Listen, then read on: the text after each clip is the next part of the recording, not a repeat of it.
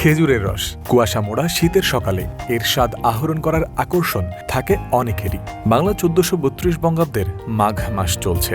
শীতের এই আমেজে এখনও মানুষ খেজুরের রসের তুমুল আগ্রহে।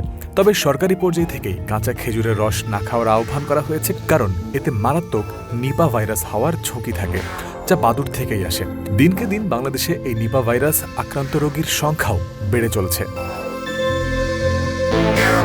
প্রাণঘাতী হতে পারে এমন এই ভাইরাসের প্রাদুর্ভাব এবার শঙ্কার মেঘ জমাতে শুরু করেছে টি-20 বিশ্বকাপের ভেন্যু ভারতে।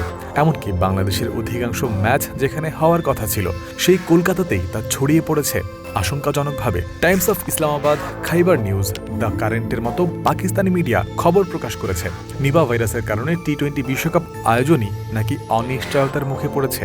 স্বাস্থ্য ঝুঁকির কারণে বিশ্বকাপের প্রস্তুতি, আয়োজন ও ভ্রমণ সম্পর্কিত জটিলতাও সামনে আসতে পারে তারা জানিয়েছে।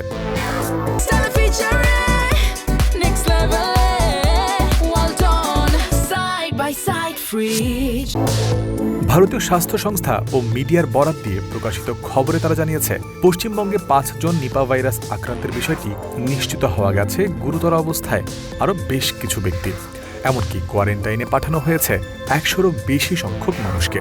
জরুরি স্বাস্থ্য সতর্কতাও বাড়ানো হয়েছে যাতে নিয়ন্ত্রণে রাখা যায় এই সংক্রান্ত ক্ষতি। সংশ্লিষ্টরা জানিয়েছে, যদি নিপা ভাইরাসের সংক্রমণ আরও বেড়ে যায়, তা টি-20 বিশ্বকাপের পরিকল্পনা, খেলতে আসা দলগুলোর যাতায়াত, নিরাপত্তা এবং দর্শকদের উপস্থিতি সহ সার্বিক দিকেই ফেলতে পারে উল্লেখযোগ্য প্রভাব।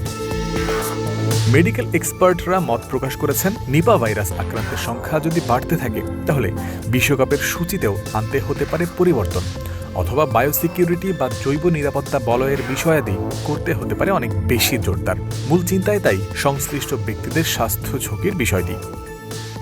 সাম্প্রতিক তথ্য বলছে, বাড়তে থাকা এই স্বাস্থ্য ঝুঁকি বিশ্বকাপ প্রস্তুতির বিষয়টি ইতিমধ্যেই অনিশ্চয়তা ও চ্যালেঞ্জিং অবস্থার মধ্যে ফেলেছে। একই সাথে জানা গেছে, নিপা ভাইরাসের বিষয়টি গুরুত্বের সাথে দেখছে আইসিসিও। বাদুড়ের মাধ্যমে সংক্রমণ হওয়া এই ভাইরাস নিয়ে সত্যিকার অর্থেই আছে চিন্তার অবকাশ। মানুষের সংস্পর্শে এলে এই ভাইরাস থেকে হতে পারে ব্রেইন ইনফেকশন বা নিউমোনিয়া। এসব রোগে আবার মৃত্যু ঝুঁকি সবচেয়ে বেশি। নিপা ভাইরাসের কারণে মৃত্যু হার যেতে পারে 73 থেকে 91% পর্যন্ত। প্রাথমিকভাবে জ্বর, শরীর ব্যথা, মাথা ব্যথা থেকে শুরু করে এই ক্ষতি ছড়াতে পারে ব্রেইন ইনফেকশনে, যেখান থেকে মানব শরীরে খিঁচুনি, প্যারালাইসিস ও কোমার মতো অবস্থায় চলে যেতে পারে। এক রোগী থেকে আরেক রোগীর শরীরে খুব সহজেই ছড়িয়ে যেতে পারে নিপা ভাইরাস। তাই বিশ্বকাপ আয়োজনের ক্ষেত্রে সংশ্লিষ্টদের মাথা ঘামাতেই হচ্ছে। জয়ন্ত বিন্দু, ক্রিক ফ্রেন্সি।